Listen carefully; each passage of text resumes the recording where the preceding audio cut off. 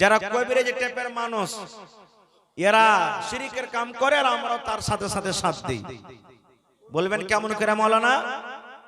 কোদল চপাইতে চপাইতে হাতে ব্যথা হয়ে গেল তখন কি করি বলেন তো? জোরে বলে, আরো জোরে বলে। কোদল চপাইতে চপাইতে হাতে ব্যথা হয়ে গেল, রক চমকে গেল, কি করি? হ্যাঁ, কালো ধাগা বেঁধে দিই। বান্ধি না বান্ধি না? জিনে ধরে লাই, ভূতে ধরে লাই, তখন কি করি? গলাতে তাবিজ দিই, দেখি দিনে। বলবেন মৌলানা ভালো যে হচ্ছে, ভালো তো হবে, ভালো তো হবে। আর কি করি? ওরে আল্লাহ দেখবেন কত আমার মা, কত খালা, কত দাদি, কত নানি ভূত ধরার জন্য, মশানকে ধরার জন্য, ওরে সুবহানাল্লাহ, সামনে রোগীকে বসিয়ে দেয়, পান দিয়ে দেয়, সুপারি দিয়ে দেয়, রসগোল্লা দিয়ে দেয়, আরো কি আগরবাতি দিয়ে দেয়, ওরে আল্লাহ সিন্দুর দিয়ে দেয়, নানা রকমের জিনিস দিয়া সুন্দর করে জোড়হাত করে তার জন্য একটা মন্ত্র পড়ে। কি মন্ত্র পড়ে জানেন? তাম্বা তুলসের পূজারে কইরা রাখিনু রে, হাই রে সোনার বান্দারে। ডাকছে মশানকে, কি বা খাইবা, কি বারে নিবা, বহলো রে, হাই রে সোনার বান্দারে। একবারে টাটি ফড়কা ভাইঙ্গা তখন চলে আসবে। পড়ে না, পড়ে না? ওরে সুবহানাল্লাহ, আমি ওই মাকে বলি, ওই খালাকে বলি, ওই দাদাকে বলি, বোন রে, আপনি এগুলা পড়িতে পড়িতে রে মা, যদি মালাকুল মউত এসে আপনার জানখানা কবজ করে নাই, বন্ধুরে আপনি এগুলা পড়িছেন, মতের তো কোনো বিশ্বাস নাই, পড়িতে পড়িতে যদি মালাকুল মউত এসে জান কবজ করে নাই, আপনি হজ করে থাকতে গেল আর যদি তওবা না করতে পান, আল্লাহর জাহান্নাম যেতে হবে বন্ধুরে, আল্লাহর জান্নাত যেতে পাবেন না, জাহান্নামের আগুনে পড়তে হবে। রোজা রাখেন তাও জাহান্নামে যেতে হবে, নামাজ পড়েন তাও যেতে হবে, তেলাওয়াত করেন তাও যেতে হবে।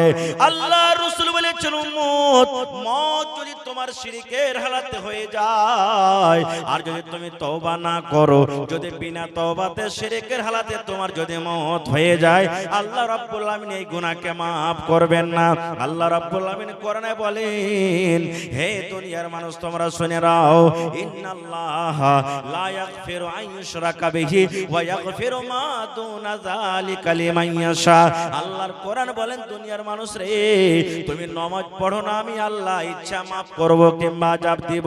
তুমি জিনা করে মরে গেছো, আমি আল্লাহ রাব্বুল আলামিন ইচ্ছা তোমাকে maaf করব কিংবা শাস্তি দিব। তুমি ডাকাতি করে মরেছো, আমার আল্লাহ ইচ্ছা তোমাকে maaf করব কিংবা শাস্তি দেব। তোমার পরে হজ ফরজ হয়ে চলো, হজ তুমি করনি, আমি আল্লাহ ইচ্ছা করলে তোমাকে maaf করব কিংবা শাস্তি দেব। কিন্তু বান্দারে শুনে নাও, তুমি যদি শিরিক করে মরে যাও, শিরিকের হালাতে তোমার যদি মওত হয়ে যায়, আমি আল্লাহ রাব্বুল আমিন তোমার এই গুনাহকে maaf করব না। নারে তাকবীর। আল্লাহ রাসূল বলেছেন, 6টা জিনিসের পরে ঈমান আনতে হবে। 6টার মধ্যে একটা হলো আমানতু বিল্লাহ, আল্লাহর প্রতি ঈমান মানে আল্লাহ, যারা বলেন আল্লাহ এক। 2 নম্বরে নবী বলেছেন, ওয়া মালাইকাতিহি, আল্লাহর যত ফেরেশতা এসেছিলেন দুনিয়াতে আছেন, আল্লাহর যত ফেরেশতা আছেন, আল্লাহ রাব্বুল আমিন যত ফেরেশতাকে তৈরি করেছেন, শ্রেষ্ঠ করেছেন, সমস্ত ফেরেশতার প্রতি ঈমান আনতে হবে। ওয়া কুতুবিহি, আল্লাহর যত কিতাব, শুধু কোরআন আল্লাহর কিতাব নয়, কোরআনের আগে অনেক অনেক আল্লাহ কিতাব দিয়েছেন, যেমন আরো এর আগে বড় বড় মাশহুর কিতাব, তাওরাত, ইনজিল, জাবুর, এই সমস্ত কিতাব আল্লাহর কিতাব। এই আল্লাহর কিতাবের প্রতি ঈমান আনতে হবে। এবং ওয়া রাসূলিহি, আল্লাহর যত দুনিয়াতে রাসূল এসেছিলেন, আদম আলাইহিস সালাম থেকে নিয়ে শেষ নবী নবী মুহাম্মদ সাল্লাল্লাহু আলাইহি সাল্লাম পর্যন্ত যত নবী এসেছেন, সমস্ত নবীর প্রতি ঈমান আনতে হবে। এবং 6 নম্বরে নবী বলেছেন, ওয়া তুমিনা বিল কদরি খাইরিহি ওয়া শাররিহি, তোমার ভাগ্যতে আল্লাহ রাব্বুল আমিন ভালো মন্দ যা লিখেছে তোমাকে ঈমান আনতে হবে। 6টা জিনিসের মধ্যে একটা হলো কি? ওয়া কুতুবিহি, এটা হলো আমার পয়েন্ট বক্তব্য, আল্লাহর কিতাবের প্রতি ঈমান আনতে হবে।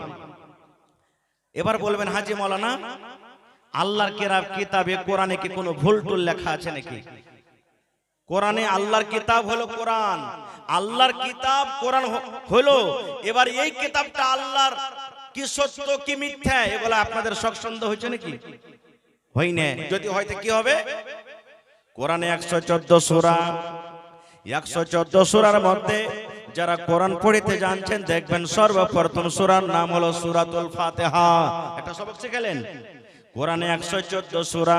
আপনাকে যদি কেউ প্রশ্ন করে ভাই রে 114 সূরার মধ্যে সর্বপ্রথম যেটা কোরআনে সূরা লেখা আছে সূরার নাম কি? কি বলবেন? জোরে বলেন, আরো জোরে বলেন। আর কোরআনের সব থেকে শেষ সূরার নাম? হায় আল্লাহ, সূরাতুন নাস। কোরআনের সব থেকে প্রথম সূরার নাম হলো সূরাতুল ফাতিহা। এর 14টা নাম আছে সূরাতুল ফাতিহার। কয়টা নাম? 14টা নাম। সুবহানাল্লাহ, তার থেকেও বেশি আছে। কিন্তু আমরা সবাই জানি কি সূরাতুল ফাতিহা। সূরাতুল ফাতিহা নিয়ে যখন কোনোদিন বয়ান করব ইনশাআল্লাহ তার ব্যাপারে বলবো। তার মধ্যে একটা সূরাতুল ফাতিহার সব থেকে কোরআনে সব থেকে যেটা শেষ সূরা, ওর পরে আর সূরা নাই, ওটা হলো কি সূরাতুন নাস। সুবহানাল্লাহ।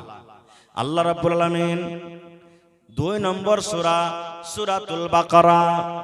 কোরআন মাজিদে একটা সূরা আছে 2 নম্বর সূরাটার নাম হলো সূরাতুল বাকারা। গোটা কোরআনের মধ্যে সব থেকে হলো বড় সূরা। আল্লাহর নবী বলেছেন, হে আমার উম্মত,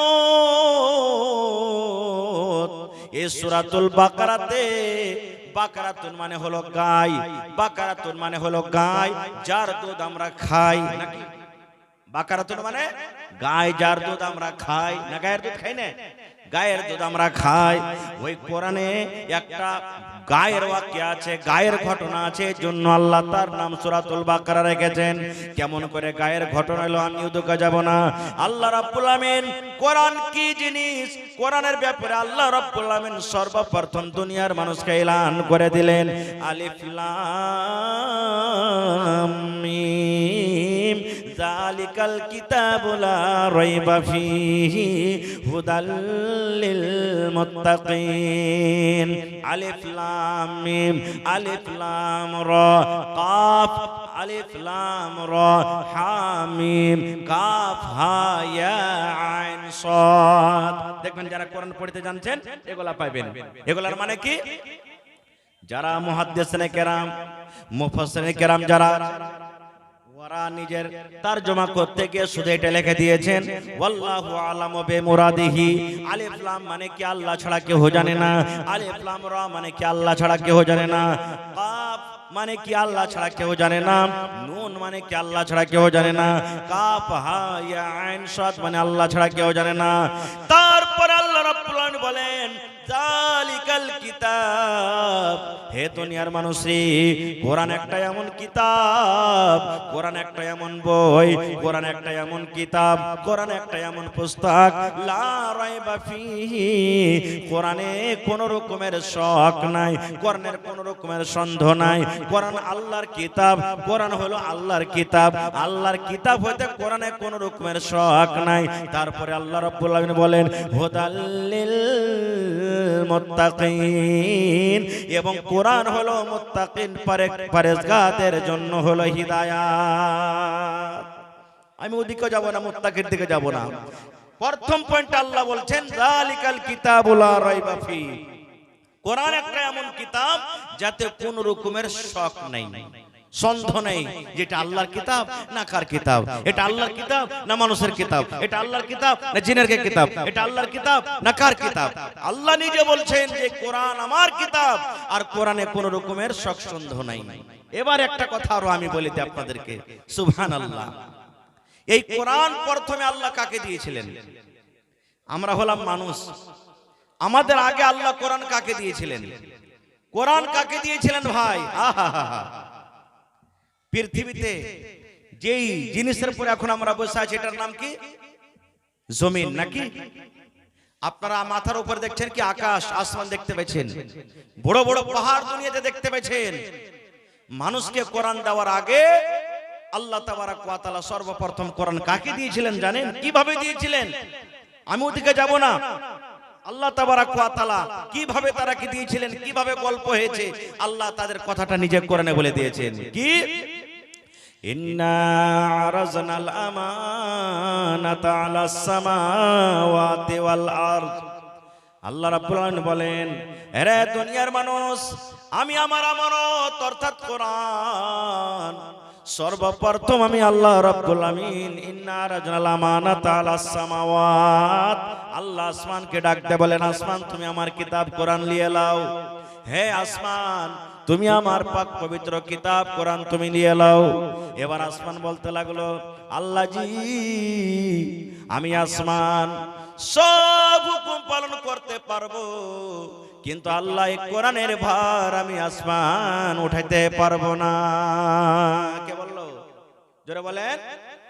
আসমান ইনকার করে দিল, রব্বুল আলামিন তোমার সব হুকুম মানতে পারবো রব্বুল আলামিন, কিন্তু আমি আসমান এই কোরআনের ভার আমি উঠাইতে পারবো না। ইন্না আরাজনাল আমানাতা আলাস সামাওয়াতি ওয়াল আরজি, এবারে আল্লাহ রব্বুল আলামিন জমিনকে বলছেন, এই জমিন, আমার কোরআনের ভার আসমান উঠাইতে পারলো না, জমিন তুমি আমার এই কোরআনটাকে নিয়ে লাও। এবার জমিন কি বলতো, রব্বুল আলামিন যত দুনিয়াতে বড় বড় পাহাড় আছে তুমি আমার বুকের উপরে চাপাইয়া দাও। আল্লাহ যত নদ নদী আছে আমার বুকের উপরে তুমি চাপাইয়া দাও। পেরতে পেতে যত পৌঁছ আছে, আয় রব্বুল আলামিন যত জিন ইনসান মানুষ আছে সমস্ত মানুষের ভার আমি উঠিয়ে নিব, কিন্তু আল্লাহ জি আমি জমিন তোমার এই কোরআনের ভার আমি জমিন কিন্তু উঠাইতে পারবো না। আহা, তাইলে আসমান উঠাইতে পারলো না, জমিনে ইনকার করলো, জমিনে উঠাইতে পারলো না, আল্লাহ পারবো না। আল্লাহ জি পাহাড়ের ভার সহ্য করতে পারবো, পানির ভার সহ্য করতে পারবো, আল্লাহ মানুষের ভার সহ্য করতে পারবো, জিনের ভার সহ্য করতে পারবো, আল্লাহ সব জিনিসের ভার সহ্য করতে পারবো, কিন্তু আল্লাহ আমি কোরআনের ভার আমি সহ্য করতে পারবো না। আল্লাহ রাব্বুল আলামিন ওয়াল জিবাল, এবার পাহাড়কে বলছেন, এই পাহাড়, আসমান কোরআনকে নিল না, জমিনও কোরআনকে নিতে পারলো না, তার ভার সহ্য করতে পারলো না। এই পাহাড় তুমি আমার এই কোরআনটাকে নিয়ে নাও, কোরআন তোমাকে দেওয়া হয়েছে, এই কোরআনকে তুমি নিয়ে নাও। এবার পাহাড় বলল, আয় রব্বুল আমিন, এই জমিন যখন হিলাডোলা করছিল, এই জমিনটা যখন পানির উপরে ছিল, পানির উপরে যখন নৌকা থাকে, নৌকা যেমন হিলাডোলা করে, এই পানির উপরে যখন আল্লাহ জমিনটাকে তৈরি করলেন, জমিনটা নৌকার মতন হিলাডোলা করে। আল্লাহ রাব্বুল আমিন জমিনটাকে মজবুত করার জন্য আল্লাহ পাহাড়কে তৈরি করলেন। পাহাড় যেমন তৈরি করে জমিনের উপরে বসিয়ে দেওয়া হলো, এবার পাহাড় হিলাডোলা বন্ধ হয়ে গেল। এবার পাহাড় বলছে, রব্বুল আমিন আমি জমিনের উপরে আছি, জমিনকে আমি মজবুত করে ধরে আছি রব্বুল আমিন। আল্লাহ আমি সব জিনিসের ভার পাহাড় সহ্য করতে পারবো, কিন্তু আমার পাহাড় আমার মধ্যে ক্ষমতা নাই, আমার মধ্যে অত করে শক্তি নাই যে আমি কোরআনের আমি ভার উঠাতে পারবো।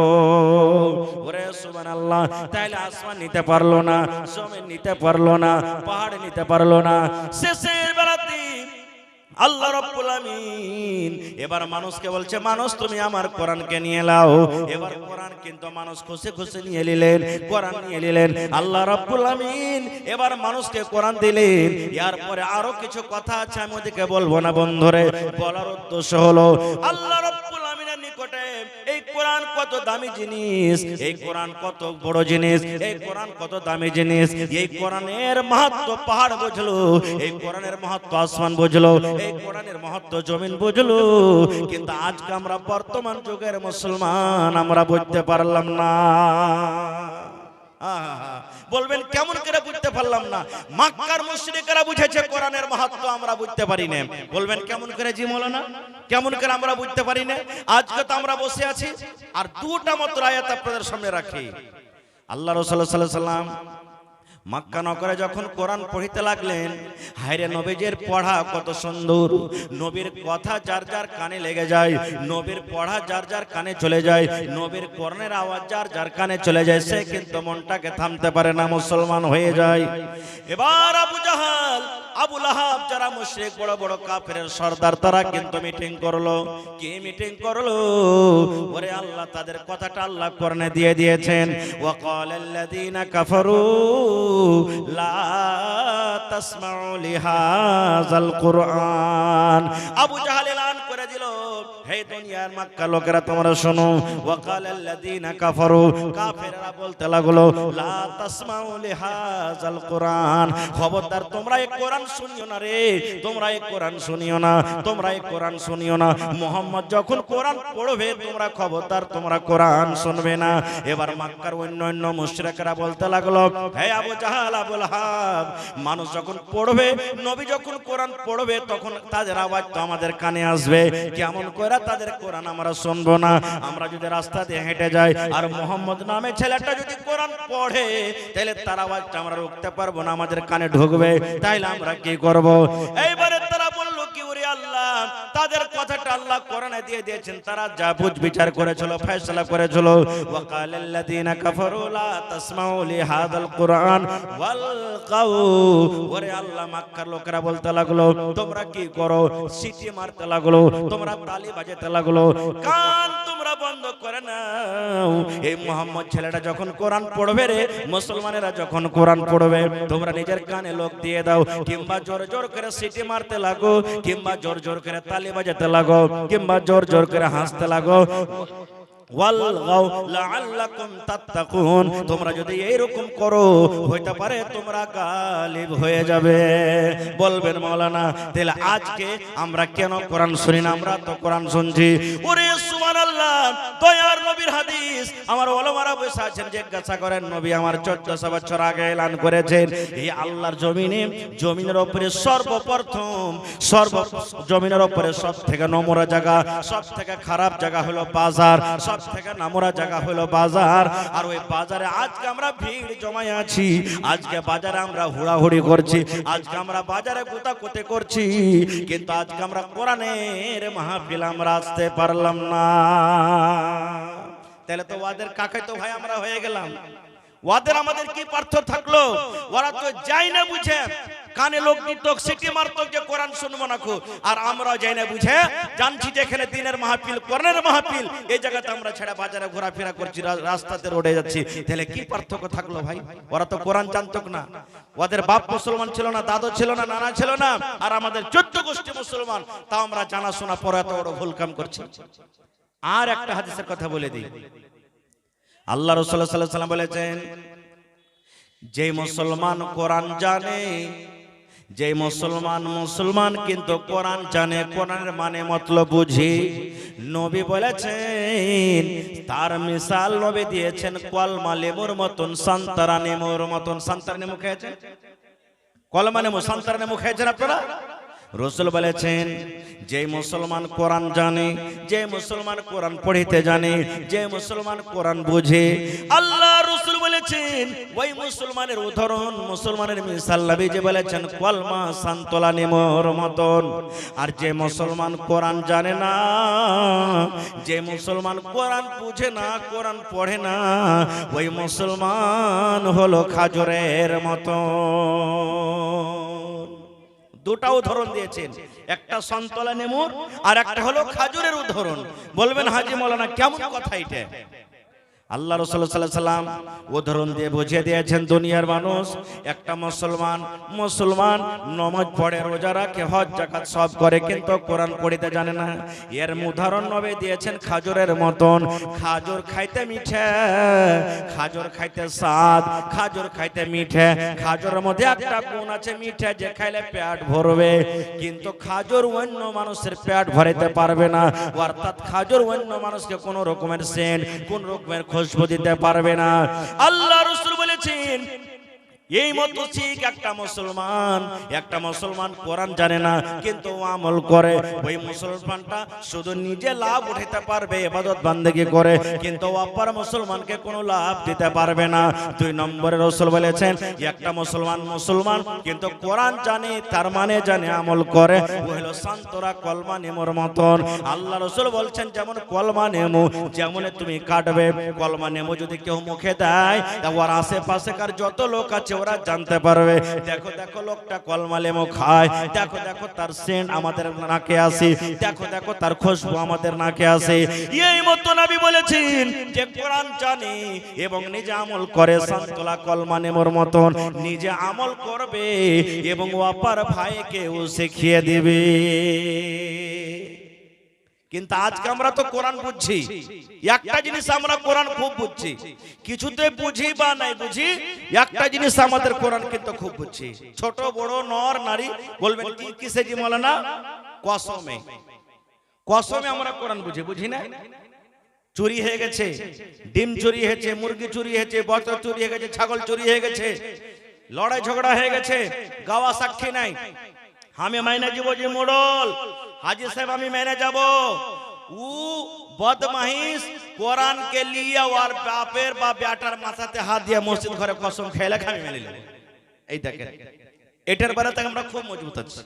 এমনি দিন আমাদের কোরআনে মজবুত নেই, কিন্তু বলছে কি ও আর বেটার মাথাতে হাত দিয়ে কসম খাইলে কোরআন শিয়া কসম খাইলে মেনে যাব। আমরা মুসলমান আজকে শুধু এই কাজটাতে আমরা কোরআনের মাহাত্ম্য বা কোরআনের মর্যাদা আমরা দিই। कुरान अफसोस करे बोलছেন ताकों में सजाया जाता हूँ, ताकों में सजाया जाता हूँ, धो धो के पिलाया जाता हूँ, हाथों में उठाया जाता हूँ, ताबीज बनाया जाता हूँ। क्या बोलছে कुरान अफसोस करे बोलছে ताकों में सजाया जाता हूँ, हाथों में उठाया जाता हूँ, ताबीज बनाया जाता हूँ, धो धो के पिलाया जाता हूँ। এই যে হাত আমি উঠায় তো মানে কসমের দরকার আসবে, হাতে কোরআন আমরা উঠাচ্ছি, সুন্দরভাবে সুজদানের সামনে বেঁধে তাকে সাজিয়ে রাখছি, পড়ি বা নাই পড়ি। আর কি করি যখন কোনো ভালো মন্দ আসে তখন বলছি কোরআনের আয়াতটাকে ধুইয়া গলাতে বেঁধে দাও আর ধুইয়া দিয়ে পানি খাও। এই সমস্ত জিনিসের কোন আমরা ঈমান রাখছি, তাছাড়া আর কিছু করি না। আর কি করি जब कौल व कसम लेने के लिए तकरार की नौबत आती है। कुरान बोलছে নিজে अफसोस करे जब कौल व कसम लेने के लिए तकरार की नौबत आती है, फिर मेरी जरूरत पड़ती है, फिर मेरी जरूरत पड़ती है, हाथों पे उठाया जाता हूँ, फिर मेरी जरूरत पड़ती है, हाथों पे उठाया जाता हूँ। শুধু আমরা মুসলমান এতখানিতে থেকে গেছি ভাইরে। আল্লাহর নবীর জামানাতে নবীর জামানাতে মহিলারা পুরুষেরা কতখানি কোরআন তারা শিখতো কার জানতো। একটা মাত্র হাদিস আপনাদের সামনে রাখছি, আমার সময় শেষ হয়ে আসছে, আমি একটা হাদিস আপনাদের সামনে 2-4 মিনিটে শেষ করছি। এই আমার মায়েরা খালারা, আজকে আপনি কোরআন নিয়ে কোথায়? এই নওজওয়ান ভাইরা, আজকে আমরা বলছি কোরআনের পড়া, ফকিরা পড়া, কোরআন পড়ে কি লাভ আছে রে? আল্লাহ রাসূলের জামানাতে একজন মহিলা নিজের স্বামীর উপরে কেস করার জন্য চলে গেছেন। তার স্বামীর নাম হলো সাফওয়ান বিন মুআত্তাল রাদিয়াল্লাহু তাআলা আনহু। স্বামীর ব্যাপারে কেস করতে গেছেন। কেমন কেস? খাইতে দেয় না জিনা, কাপড় দেয় না জিনা, মারা পিটা করে জিনা, তরকারি দেয় না জিনা। কেমন কেস? সহি হাদিস ভালো করে শুনেন। আল্লাহ রাসূল সাল্লাল্লাহু আলাইহি সাল্লাম বসে আছেন, সাহাবা কেরাম বসে আছেন, আপনারা যেমন জালসা শুনছেন, আর আল্লাহ নবীর পাঞ্জরে ওই মহিলাটার পুরুষ মানে স্বামীও বসে আছেন, যার ব্যাপারে শেখাত দিয়ে গেছেন। মহিলা সুন্দরভাবে পর্দাশীল হ্যাঁ চলে গেছেন। আসসালামু আলাইকুম। ওয়া আলাইকুম সালাম। নবী বলছেন কি ব্যাপার, কে তুমি? এবার মহিলা বলতে লাগলেন ইয়া রাসূলুল্লাহ, সাফওয়ান বিন মুআত্তাল আমার স্বামী, এই যে আপনার পাঞ্জরে বসে আছেন নবী গো, আমার স্বামী নবী গো, তার ব্যাপারে 3খানা আমি কেস নিয়ে এসেছি, শিকায়েত নিয়ে এসেছি। 1 নম্বর শিকায়েত নবী গো, আমি যখন নামাজ পড়ি, নামাজের হালাতে আমার স্বামী আমাকে মারে। নামাজ যখন আমি পড়ি, হয়তো আমি নামাজের হালাতে আছি কিংবা রুকুতে আছি, সাজদাতে আছি, আল্লাহ নবী গো নমাজ যখন আমি পড়ি নমাজের হালাতে আমার স্বামী আমাকে মারে। 2 নম্বর নবী গো রোজা যখন আমি রাখি আমার মুখে খাজর দিয়ে, আমার মুখে পানি দিয়ে, কিংবা আমার মুখে ছাতু দিয়ে, কিংবা আমার হাত কানা ধরে বিছানাতে নিয়ে চলে যায়, আর যাওয়ার পর আমার রোজাটাকে ভেঙে দেয়। 3 নম্বর নবী গো আমার স্বামী সাফওয়ান বিন মুআত্তাল ফজরের নামাজ পড়েন যখন সূর্য উঠে যায়। কয়টা হলো? কয়টা হলো ভাই? 1 নম্বর নবী যে এই যে সাফওয়ান বিন মুআত্তাল আমার স্বামী আপনার পাঞ্জরে বসে আছেন, ইশারা করে বলছেন নবী গো আমার স্বামী আমাকে মারে। কখন মারে? আমি যখন নামাজ পড়ি তখন আমাকে মারে, আমি খেতে বসি তখন মারে না, বসে থাকি তখনও মারে না, কাম কাজ করি তখন মারে না। আল্লাহ নবী গো আমি যখন নামাজ পড়ি নামাজের হালাতে থাকি তখন আমাকে মারে, আর 2 নম্বরে রোজা রাখি তখন রোজাকে ভেঙে দেয়, আর 3 নম্বরে ফজরের নামাজ পড়ে যখন সূর্য উঠে যায়। 3টা শিকায়তের পর মহিলা বসে গেলেন। নবী জিজ্ঞাসা করছেন সাফওয়ানকে, সাফওয়ান তোমার স্ত্রী তোমার ব্যাপারে তোমার সামনে যে শিকায়ত করেছে এই সমস্ত শিকায়ত সত্য না মিথ্যা বলো তো? এই জামানার যদি আমরা হইতাম তো কি বলতাম? লাখ মুখকে চড়িয়ে দাঁত গালাকে একবারে গরম করে, শরীরকে গরম করে, চোখকে টেরা করে দেখে রাগে মনে মনে বলতাম যে তুই বাড়িতে চল, তোকে দেখাচ্ছি, তোকে খাইতে দিচ্ছি, কাপড় দিচ্ছি, সব দিচ্ছি, আর তুই আমার ব্যাপারে শিকায়ত করছিস। কত রকম তাকে কথা বলতাম। কিন্তু ওরে সুবহানাল্লাহ, একজন আল্লাহর নবীর সাহাবী যার সিনাতে 30 পারা কোরআন আছে বন্ধুরে, যার আল্লাহর ডর, যার নবীর প্রতি মহব্বত ভালোবাসা, যার জাহান্নামের ডর, সেই সাহাবী বলছেন ইয়া রাসূলুল্লাহ আল্লাহর নবী গো আমি যা কিছু করছি আমার স্ত্রী আপনার সামনে বয়ান করে দিয়েছেন। নবী গো আমার স্ত্রী সত্য বলেছেন গো নবীজি, আমি নামাজের হালাতে তাকে মারি, আমি তার রোজা ভেঙে দিই এবং আমার নামাজ পড়তে সূর্য উঠে যায়। সব সত্য নবী গো, সব সত্য, আমার স্ত্রী একটাও মিথ্যা বলেনি, সব কোটা সত্য বলেছেন। এবার নবী বললেন বাবারে নামাজ তো হলো ইবাদত, নামাজের হালাতে ইদিক উদিক নবী দেখতে মানা করেছেন। নামাজের হালাতে দেখা দূরের কথা, তুমি নামাজের হালাতে মারো, নামাজে যখন তুমি তাকে মারো তার মনটা ভেঙে যায়, তার খুশি খুঁজো ভেঙে যায়, তাহলে নামাজের হালাতে মারো কেন বাবারে? তুমি একটু দয়া করে বলো। এ আমার সাহাবী নামাজের হালাতে তোমার স্ত্রীকে মারো, কারণটা কি? এই আমার নওজওয়ান ভাইরা শুনেন। এবার সাফওয়ান রাদিয়াল্লাহু তাআলা আনহু বলছেন ইয়া রাসূলুল্লাহ আল্লাহ নবী গো আমার স্ত্রীকে নামাজের হালাতে আমি কেন মারি? তাহলে শুনেন নবী গো, আমি একটা গরিব মানুষ, সারাদিন কামে কাজে মাঠে চলে যাই, এবার মাঠ থেকে যখন সন্ধ্যাবেলাতে আমি বাড়িতে আসি, আমি আপনার সাথে নামাজ পড়ি, এশারের নামাজের পর আমি আমার বিছানায় চলে যাই, আমার বিবি আমার জন্য বিছানা লাগিয়ে দেয়, সুন্দরভাবে বিছানা রেডি করে দেয়। এবার নবী গো আমি বিছানায় শুয়ে যাই, আর আমার বিবি নামাজ পড়ার জন্য রাত রাত রাত রাত কাটিয়ে দেয়। কত বড় বড় সূরা তেলাওয়াত করে নবী গো, ভালো করে শুনবে, এটা আমার হাদিসের পয়েন্ট। কত বড় বড় সূরা তেলাওয়াত করে নবী গো। কোরআনের মধ্যে সবথেকে যেগুলা বড় বড় সূরা, সূরা বাকারা বড় সূরা, সূরা আল ইমরান বড় সূরা, সূরা মায়েদা বড় সূরা, সূরা নিসা বড় সূরা, সবথেকে কোরআনে যেগুলা বড় বড় সূরা এক এক রাকাতে দুটা দুটা করে আমার বিবি তেলাওয়াত করেন। এক রাকাতে দুটা করে বড় বড় সূরা, অর্থাৎ এক রাকাতে দুটা করে সূরা পড়ান মানে হলো 4 পারা কিংবা 4.5 পারা করে কোরআন এক এক রাকাতে আমার বিবি তেলাওয়াত করেন। তারাবির নামাজ পড়ছেন? পড়ছেন কি ভাই? পড়ছেন না পড়েন না? ইমাম সাহেব যদি খালি 5 আয়াতের জায়গাতে 6 আয়াত পড়ে দেয়, সালাম ফিরার পর কত লোক বলে দেবেন হাজী ওস্তাজি বামুনি সাহেব তোমরা কে মশা টসা লাগে না নাকি? গরম টরম লাগে না? একটু ছোট ছোট করে পড়ো। মানে 1 ঘন্টার ভিতরে এশার, সুন্নাত, বেতুর, 8 রাকাত তারাবি সব শেষ হয়েছে না? হয় না? ওরে সুবহানাল্লাহ।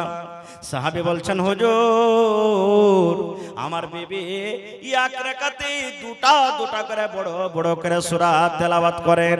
এবার আপনি বলেন নবী গো নামাজ পড়তে পড়তে 4 রাকাত নামাজ পড়তে পড়তে কোনদিন রাত 12টা হয়ে যায়, কোনদিন রাত 1টা হয়ে যায়, কোনদিন রাত 2টা হয়ে যায়, কোনদিন মুয়াজ্জিন সাহেব ফজরের আজান পর্যন্ত দিয়ে দেয়। এবার আমি একদিন তাকে বুঝালাম বিবিরে আমি একটা গরিব মানুষ, সারা দিন মাঠে কামকাজ করি, তুমি আমার বিছানাখানে তুমি তাড়াতাড়ি করে আইসো, নামাজকে তুমি ছোট ছোট করে পড়ো, আমার কথা শুনে না। এবার আমি আবার তাকে দ্বিতীয় দিন বললাম, তাও শুনে না। তৃতীয় দিন বললাম বিবিরে তুমি আমার বিছানায় এসো রে বিবি, আমার বিছানায় ঘুম আসে না, সারা দিন আমি খাস্তানা হয়ে থাকি, ক্লান্ত হয়ে থাকি, আমার বিছানায় ঘুম আসে না, এসো বিবি তুমি আমার বিছানায় এসো। কিন্তু আমার বিবি আমার কাছে আসে না।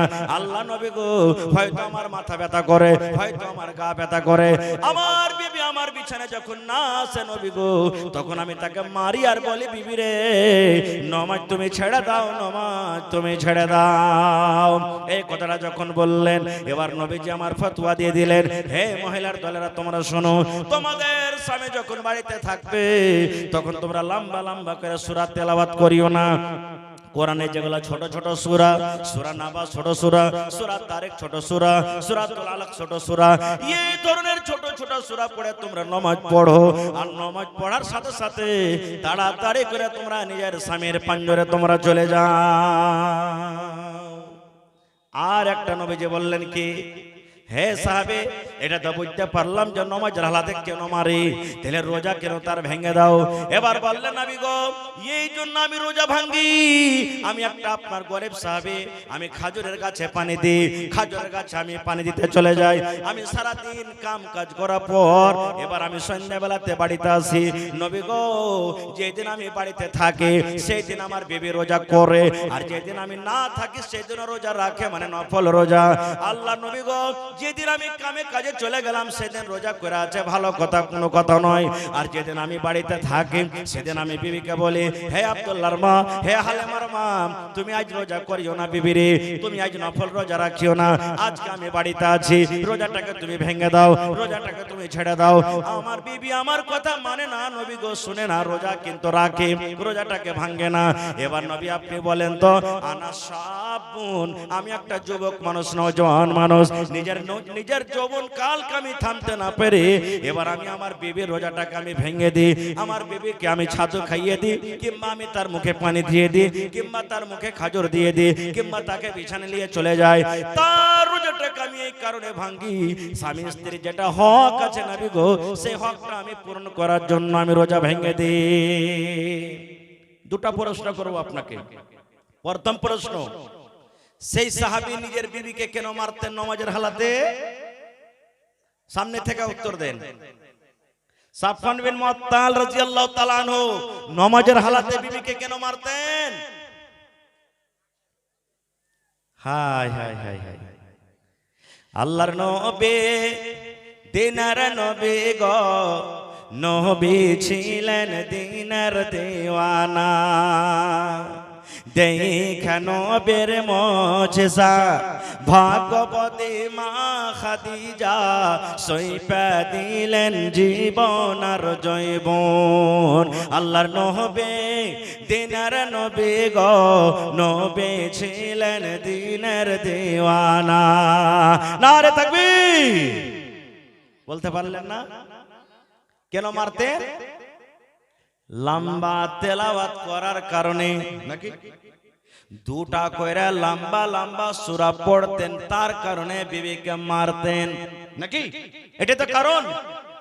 আমার বলার উদ্দেশ্য বন্ধুরে, ওই মহিলা কত কোরআন জানতেন, ওই মহিলার কত কোরআন মুখস্থ ছিল।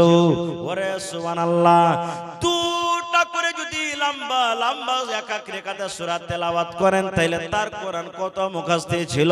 কিন্তু হতভাগা মুসলমান, আজকে আমাদের গান এবং গীত মুখস্থ রয়েছে কিন্তু আমাদের কোরআন মুখস্থ নাই। আছে? বলেন আছে? নেই। দুটা সূরা কোন রকম ভাঙ্গা চোরা করে ইয়াদ করব, শুধু খালি বিহা শাদী করার লেগে। হ্যাঁ, দুটা সূরা একটা সূরাতুল ফাতিহা আর সাথে ইখলাস বা আরো একটা কোনটা ভাঙ্গা চূড়া কইরে দুটা সূরা কোন রকম আমরা মুখস্থ করব। কোরআন কতখানি বুঝে জানেন?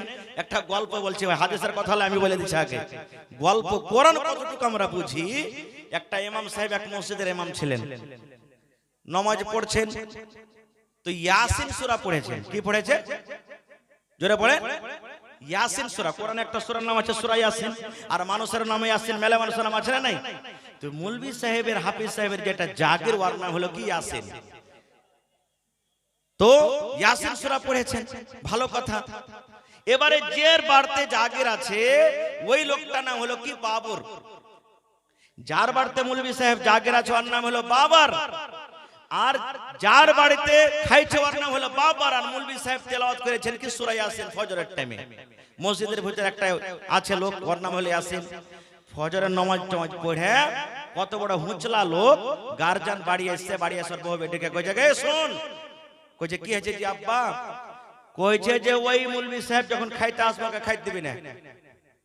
কইছে কেন জি আব্বা? বউ গলা কইছে যে হালার বেটা হালা, ওকে আমি খাইতে দিছি, পিনতে দিছি, কাপড় ধরি সব দিছি, আর ও নমাজে আমার কোন গায়ে আমার বাড়িতে খায়া আমার নাম লিয়ে ওই ইয়াসিন কোনদিন খাইতে না, ওর নাম নমাজে পড়ছে। এই দেখেন কতখানি বুঝছে কোরআন। মৌলভী সাহেব খাইতে এসছে 9টার সময়তে, খাইতে দেয় না ভাই, চকিতে বসে আছে, খাইতে দেয় না, বহু বেটে গেল সব ইতি কুতি কাছে।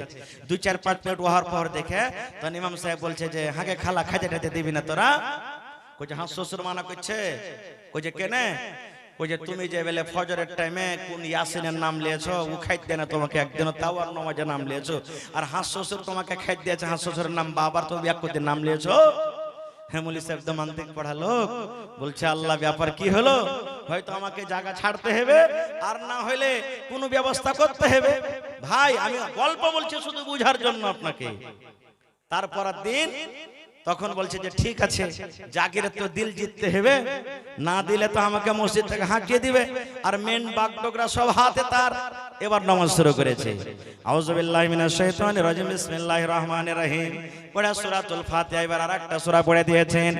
এইবারে ইমাম সাহেব সূরা শুরু করে দিয়েছেন, ইয়া বাবারু আনতা জাহিলুন।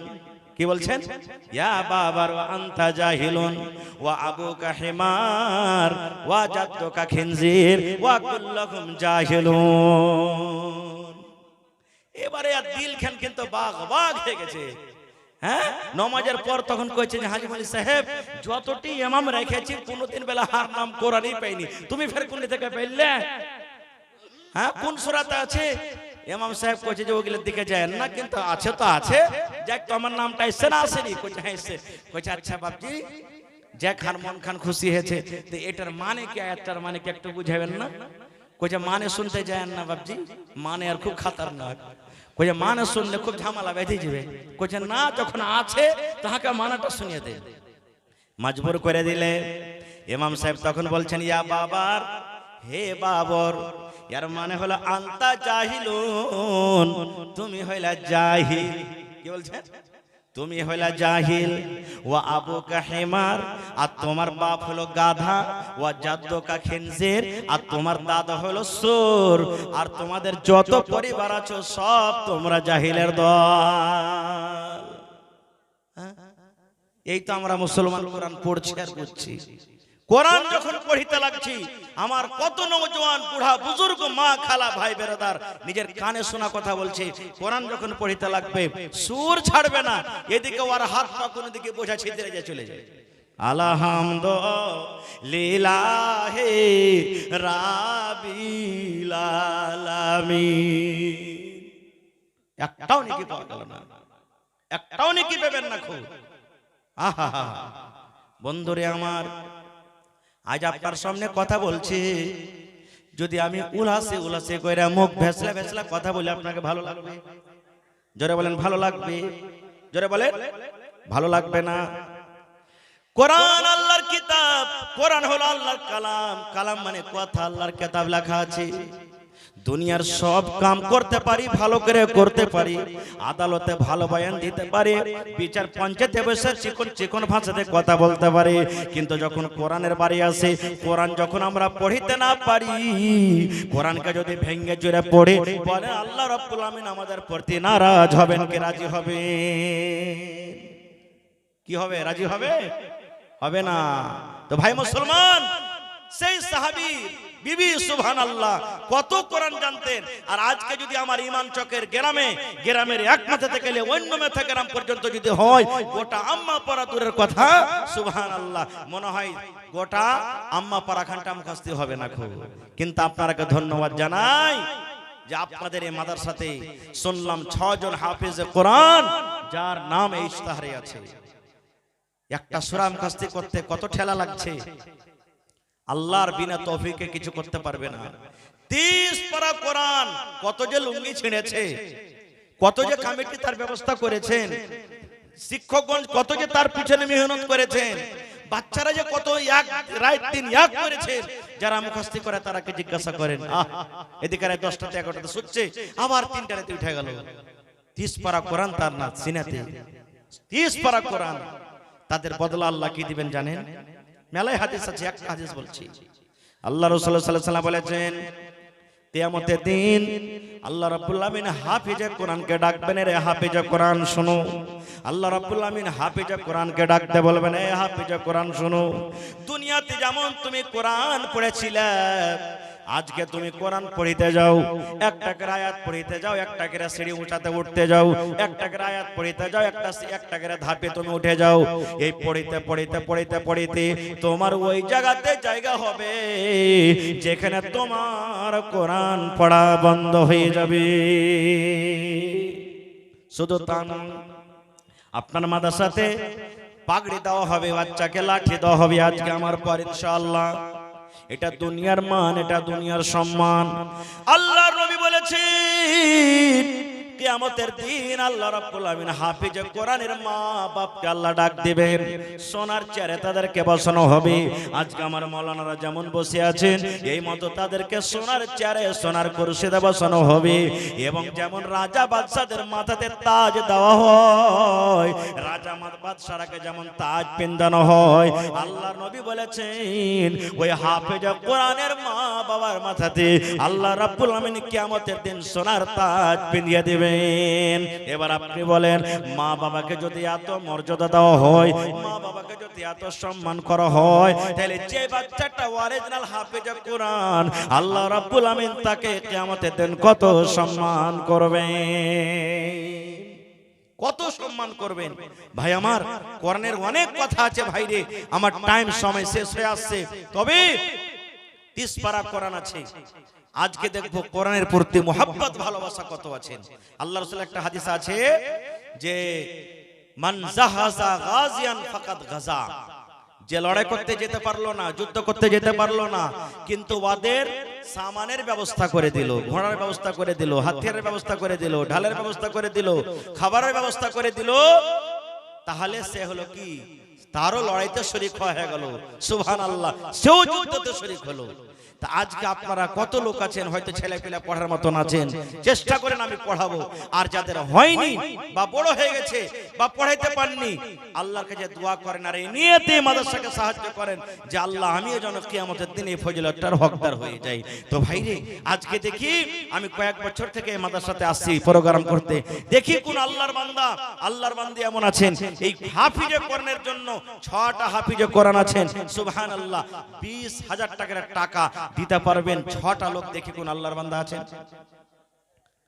কোরআনের প্রতি মহব্বত ভালোবাসা দেখি 6টা 20,000 টাকার টাকা, এবং 6 জনকে আমি দেখবো 10,000 করে, এবং দেখবো 10 জনকে আমি দেখবো 5,000 করে, এবং 30 পারা কোরআন 30টা লোককে আমি দেখবো 1,000 2,000 1,000 2,000 করে। তো দেখি বিসমিল্লাহ করেন তো। কত জায়গাতে জালসা করতে গেছি, জমিন পাওয়া গেছে, সোনার নাকের কানের পাওয়া গেছে। রাকসি গ্রামে কয়দিন হলো জালসা করলাম, সাকরেলি গ্রামে দেখলাম কয়দিন হলো জালসা করলাম। ওরে সুবহানাল্লাহ, আমার মায়েরা খালারা কান থেকে 8 আনা 10 আনা ওজনের বালি খুলে খুলে দিয়ে দিয়েছেন। আমি আমার এই চিমনি বাজার এলাকার মায়েরা, দাদিরা, নারীরাকে বলবো, দেখি কোন আমার মা খালা আছেন কানের এক জড়ি বালি আল্লাহর এই কোরআনের জন্য সুবহানাল্লাহ জমা করতে পারবেন, আল্লাহ দুনিয়া আখিরাতে আপনাকে কামিয়াব করবে। দেখি 1 কাঠা জমিনকে দান করতে পারবেন, 1 ডিসমিল জমিনকে দান করতে পারবেন কোরআনের জন্য, আল্লাহ দুনিয়া আখিরাতে আপনাকে কামিয়াব করবে। আহা হা, সুবহানাল্লাহ সুবহানাল্লাহ, আহা হা। একটু জোরে বলেন নারে তাকবীর। জোরে করে বলবেন না ভাই, নারে তাকবীর। সুবহানাল্লাহ। সাইফুদ্দিন মারা গেছেন, তার স্ত্রী এবং তার জন্য 20,000 টাকা জমা করে দিয়েছেন। নারে তাকবীর। আহা, আল্লাহ দেখো কি বলে তোমার কাছে দোয়া করব, আল্লাহ কি বলে চাহবো। আমার প্রথম দান আমার খালাজান সাইফুদ্দিন সাহেবের স্ত্রী 20,000 টাকা জমা করে দিয়েছেন। 2 নম্বরে 6 কলম চেয়েছি, 2 নম্বরে দেখি কোন আল্লাহর বান্দা, আল্লাহর বান্দী আছেন 20,000 টাকা দান বদনাতা দিয়েছে। এগুলা সব মহিলা প্যান্ডেল থেকে এলো নাকি? হ্যাঁ, ঘুরেন ভাই একবারে। আর মা খালারা খুব দানি দিলদার মানুষ, একবারে মন খুলে খুলে চাদর ভরে দিয়ে পড়লছে, আরো পাঠাইবে। তারপরে আমার হাজী সাহেব কত দিয়েছেন? হাজী সাহেব 2500। এটা তাহলে মাশাআল্লাহ মাশাআল্লাহ। আলহাজ ইব্রাহিম সাহেব, আপনারা বলেন তো কোন নবীকে আগুনে ফেলা হয়েছিল? জোরে বলেন। পুড়েছিলেন? কোন নবীকে বেটার কুরবানি করা হয়েছিল? ইব্রাহিম নবীকে। এটা আল্লাহর পরীক্ষা। তাই যে আমার হাজী সাহেবের সামনে আল্লাহ রাব্বুল আলামিনের তরফ থেকে একটা পরীক্ষা। আমি হাজী সাহেবের কাছে আমি 2 নম্বরে আমি 20,000 টাকার আবদার রাখলাম। জীবনে কত টাকা এসেছে, কত টাকা আসছে, চলে যাবে, এটা সাদকায়ে জারিয়া, কোরআনের মাহফিল, দ্বীনের মাহফিল। ইনশাআল্লাহ এখন না পারলে পরে দিয়ে দিবেন। হাজী সাহেব যদি পারেন তো ইনশাআল্লাহ 20,000 টাকার কলম 2 নম্বরে আপনি হয়ে যান। জি জি জি জি জি জি জি জি মাশাআল্লাহ। তো কমসে কম 10,000 টাকা 10-5টা কলম চেয়েছি, ওগুলোতে চলে এসে। জি আলহামদুলিল্লাহ হয়ে যাবে নাকি ওটা? আচ্ছা আতি আলহামদুলিল্লাহ। তো এক কাম করেন, 2.5 দিয়েছেন, আর 2.5 দিয়ে কমসে কম 10 কলম 5,000 করে চেয়েছি, এটা দিয়ে হয়ে যাবে ইনশাআল্লাহ হবে। নারে তাকবীর। আমার আলহাজ ইব্রাহিম সাহেব 2,500 দিয়েছেন, 2,500 আবদার ইনশাআল্লাহ দিয়ে দিবেন। 5,000 টাকা পুরা হয়ে গেল। তাহলে 20,000 টাকার 1 কলম পেলাম, 5,000 টাকার 1 কলম, 10,000 টাকার 10 কলম বাকি আছে, 6 কলম বাকি আছে, আর 20,000 টাকার 5 কলম বাকি আছে, আর 5,000 টাকার 9 কলম এখনো বাকি আছে। মাশাআল্লাহ, জাযাকাল্লাহ। রব্বানা যালামনা আনফুসানা ওয়া ইল্লাম তাগফির লানা ওয়া তারহামনা লানাকুনান্না মিনাল খাসিরিন। রব্বানা আতিনা ফিদ দুনিয়া হাসানা ওয়া ফিল আখিরাতি হাসানাতাও ওয়া কিনা আযাবান নার। হে রব্বুল আমিন, তোমার বান্দি সাইফুদ্দিন সাহেবের স্ত্রী 20,000 টাকা আল্লাহ জমা করে দিলেন। হায়রে ভালোবাসা স্বামী দুনিয়াতে নাই, কবরে চলে গেছেন। আল্লাহ স্বামীর মাথার ছাতা, মাথার তাজ, কবরবাসী হয়েছেন। আল্লাহ দুনিয়ার খবর পাওয়া যায়, কিন্তু কবরের কোনো খবর আসে না। আয় আল্লাহ, স্বামীর কবরে জান্নাতের বিছানা দিয়ে দাও। কিয়ামতের দিন তোমার আরশের তলাতে আল্লাহ জায়গা দান করিও। আমার হাজী সাহেব 5,000 টাকা তোমার কর্ণের জন্য জমা করে দিলেন রব্বুল আলামিন। 5 লক্ষ টাকা মনে করে তুমি কবুল করে নাও। রোজ রোজগারে আল্লাহ বরকত দাও, কামাই ধামাই আল্লাহ বরকত দাও। দুনিয়ার ভেজাল, দুনিয়ার ফিতনা থেকে আল্লাহ বাঁচিয়ে রাখো। যতদিন দুনিয়াতে বাঁচবে ইমানের হালাতে রাখো, নেককার দিনদার করে রাখো। আত্মীয় স্বজন যারা কবরে চলে গেছেন, আল্লাহ তাদেরকে কবরে তুমি জান্নাতের বিছানা দিয়ে দাও। রব্বানা তাকাব্বাল মিন্না ইন্নাকা আনতাস সামিউল আলিম। আমিন সুম্মা আমিন। এটাকে দিলেন 1000। আলহাজ হাবিবুর রহমান সাহেব নাকি? মাশাআল্লাহ, দেখেন 3টা হাজী এখানে বসে আছেন। আল্লাহর রাসূলের হাদিস, হজ্জে মাবরুর, আল্লাহর দরবারে যার হজ কবুল হয়ে গেল, মায়ের পেট থেকে যেদিন সন্তান দুনিয়াতে আসে গুনাহ থাকে না।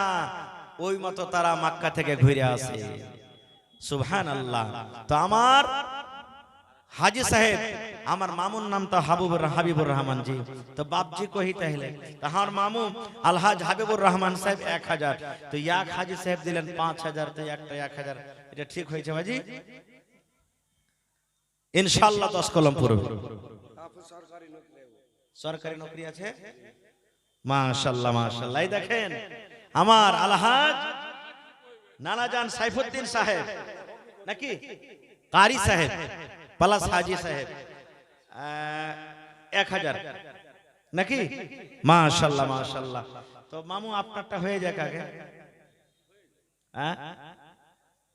কমসে কম 5000, বেশি চাহাবো না। আর 4000 টাকা দেন, আমার হাজি সাহেবের জোড়া খালি হয়ে যাবে। আল্লাহ ভালো দেবেন, ইনশাআল্লাহ ভালো থাকবে। 2000 আর 1000 3000 হইল, 3000 10 কলম চেয়েছি বাজি।